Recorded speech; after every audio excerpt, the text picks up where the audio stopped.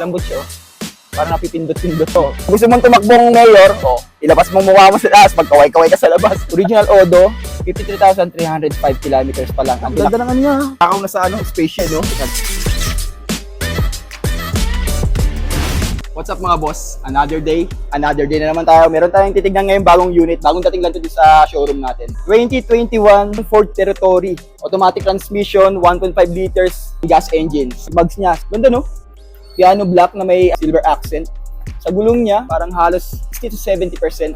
Medyo okay pa naman siya. And then yung grill, piano black din yung grill niya. Check muna natin loob. Okay.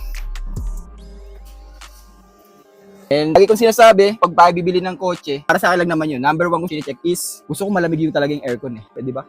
Iba naman gusto ng mainit ang kotse. Ang ganda ng ano niya, mga boss oh. Ang ganda ng dashboard. Para kung nasa spaceship. Check natin aircon. Yan, ramdam ko na yung lamig. Malamig siya mga boss. Automatic transmission mga boss ah. Tapos yung tinakbo pala niya, ito. Original Odo. 53,305 kilometers pa lang ang tinakbo nitong unit na to. 2021 model siya. Medyo bata-bata pa siya. And all powers na rin siya. Window. Same din sa side mirror. Push start button. Pero wala siyang paddle shifter mga boss. Dito rin pala mga boss, knob na siya para sa controls niya dito sa infotainment. Kung ayaw nyo gumamit ng knob, pwede yung pindot-pindotin dito. Ayan. Sa controls lang dito sa infotainment system, pwede nyo ka mag-control dito. Pakita ko pala sa inyo yung design dito mga boss. Ang ganda ng dashboard niya. Ito, color niya is piano black. Ito, ang ganda ng accent nito. Ang ganda ng accent niya dito mga boss. Ito. Piano black ang color niya. And then meron siyang accent na parang kahoy-kahoy na to. Ang texture niya is magaspang. Tapos ang dashboard niya is plastic siya na parang leather. And medyo malambot. Malambot siya. Parang napipindot-pindot mo. Then leather seat. Ganda. Napaka-premium ng dito ng feel. Parang bumili ng brand new talaga. Tapos ito palupit mga boss. Tingnan mo ang ibabaw. Tingnan ka sa taas. Oh. Meron siyang panoramic sunroof. Kapag gusto nyo buksan yung panoramic sunroof, unang pindot para mag-open lang siya. Tapos isa pang pindot pag gusto nyo nang open yan.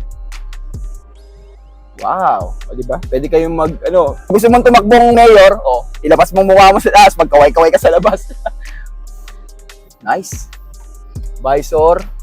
Pero pag in-open mo siya, may automatic na iilaw na siya. Same dito sa driver. Leather seat na rin siya mga boss ah. Sobrang premium ng feel mo dito pag nakasakay ka sa kotse na to. Sa adjustment ng upuan, ganun din. Electronic na rin siya. Sa likod. Taas baba nito, ito dito. Ito ang adjustment. Pag sa likod naman, ito ang adjustment. So check naman natin yung likod. Okay. Ang lamig pa rin no? Wow! Ang sarap. So mga boss dito sa likod, meron din siyang itong AC vent. So yung mga nasa likod, pero actually kahit wala nga ito sa totoo lang, malamig eh. Kasi ang lawak, tingnan nyo naman mga boss. Yung mga vent na yun, aabot na dito talaga sa likod eh. Aabot talaga sa likod. Pero yun nga, ang ginaganda, may air vent pa dito, aircon. May AC vent dito sa likod para at least kung gusto pa na mas malamig sa likod, diba? Boss, di ko pala napakita sa inyo yung yung center console niya. Ito. May taguan siya. Yung pinaka-armrest niya is, ayan, pindutin nyo lang ito dito para meron na kayong compartment. Ang lalim. Ang lalim nito mga boss. Ang ganda talaga ng Ang ganda ng leather niya mga boss. Napaka-premium ng feel. Ang ganda. Tapos meron pa siyang armrest dito sa armrest, tapos meron pang cup holder. O di ba? Starbucks muna tayo. O di ba? Gusto niyo mag-coffee.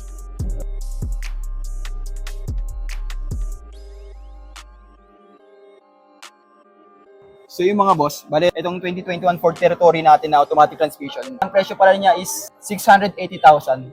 Pag nag-viewing kayo, negotiable pa yung price ng 680,000. And then, kung ayaw nyo naman i-cash, available din sa amin ng financing. So, dahil 2021 model to, siguro pasok siya sa 5 years. Then, available din ng trade-in kung meron kayong unit na gusto ng palitan. Pag-usapan na natin yung magiging presyo.